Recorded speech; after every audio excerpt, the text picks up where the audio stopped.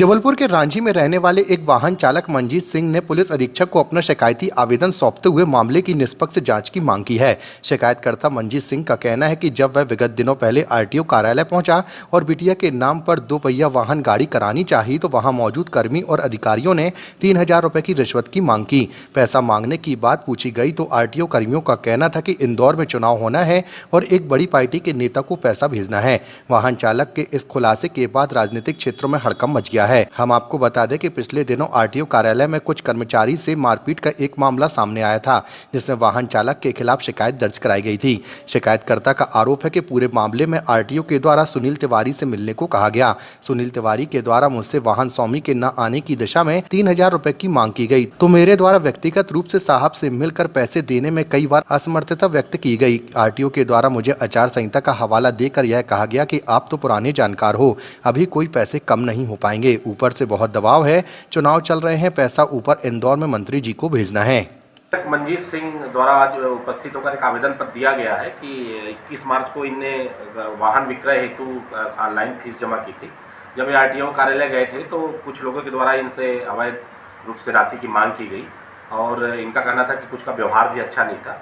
कुछ इस तरह की बातें इनने अपनी शिकायत आवेदन पत्र में लिख कर दी है, जिसकी जांच टीआई मढ़ोताल से कराई जाएगी और जो भी व्यक्ति इसमें दोषी पाया जाएगा उसके खिलाफ। मामला सिर्फ यही था कि मेरे द्वारा जो है अपने स्वयं आवेदक था, मैं ट्रांसफ़र कराने गाड़ी गया था और जब आवेदक के रूप में मैं उनके पास गया, उन्होंने कहा मुझे कि विक्रेता को आरटीओ ऑफिस में उपस्थित होना पड़ेगा। तो मेरी माँ के नाम पे गाड़ी है जो कि आ नहीं सकती हैं, तो मुझे उसके बाद सुनील तिवारी नाम के बाबू से मिलने के लिए कहा गया।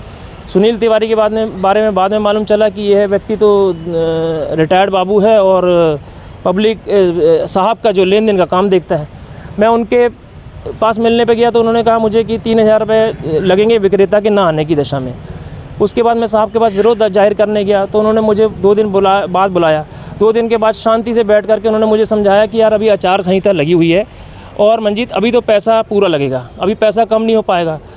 और मैंने जब उस बात का विरोध किया कि साहब अभी मैं असमर्थ हूँ देने में पैसा, तो उन्होंने कहा अभी आचार संहिता लगी और मैं ऊपर से बहुत दबाव है और मेरे को अभी इंदौर में पैसा भेजना है।